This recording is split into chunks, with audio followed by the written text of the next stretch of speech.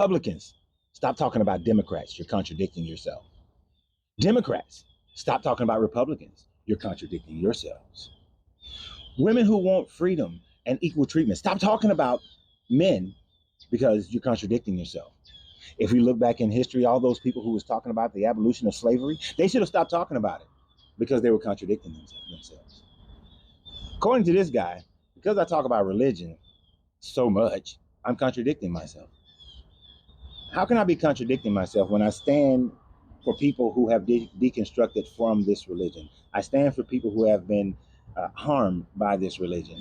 I stand with people who are deciding to walk away from it, and I stand with people who are going through the stress of walking away from this religion. It is not a contradiction of myself that I talk about the very thing that I help people to deconstruct from. It is what I do and is what is needed. Let me put it in different terms so that maybe you would understand. Would you say that it was a contradiction because of the average American in the 1700s, after the Revolutionary War, the average American thought that slavery was a great institution. It was a good institution.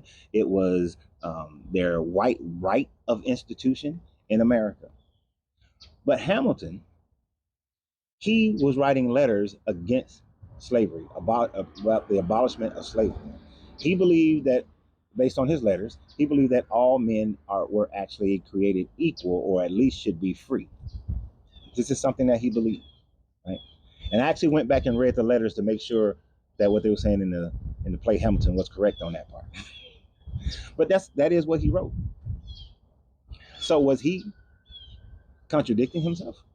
Because he believed that slavery should have been outlawed. That America, if it was going to be a truly free nation, that no man should be in bondage. Was he contradicting himself? Was every abolitionist after that contradicting himself? Was Abraham Lincoln, even though he wasn't a true abolitionist, but were they contradicting him? Well, the lady who wrote Uncle Tom's Cabin, which was a treatise on abolition, was she contradicting herself to write that? Basically, what you're saying is that if the majority of people, or if a large number of people agree upon something and somebody is against it, then that person is a contradiction of themselves because they are not going along with the crowd.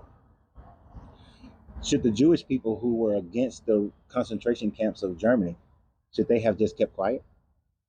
Were they in contradiction of themselves since Germany was exterminating them? Should they have? Is that a contradiction? Those in Africa who fought against colonialism and apartheid, were they in contradiction? You see how your statement makes no sense whatsoever? Because basically you're saying that if somebody wants to change something, if somebody is against something, then they should be quiet and not say anything about it, because otherwise they're contradicting themselves. I'm not contradicting myself compared to a book that is filled with contradictions. Your book is filled with contradictions within itself, so therefore then your book should be silent as well, should it not? Since your book has contradictions. Jesus was telling the people, hey, stop sacrificing all them animals. Actually, no, he didn't say stop sacrificing all them animals. He just sacrificed himself.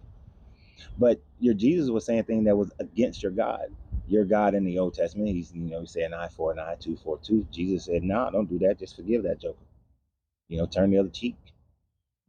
He was preaching things that was against what the normal Jewish people were talking about. So was Jesus a contradiction of himself? I don't know. You ask. According to you, Jesus is a contradiction. Think about that for a while. And remember to have a great day. And always, you got to free yourself to be yourself, because your greatness is non-negotiable. Good journey, good vibrations.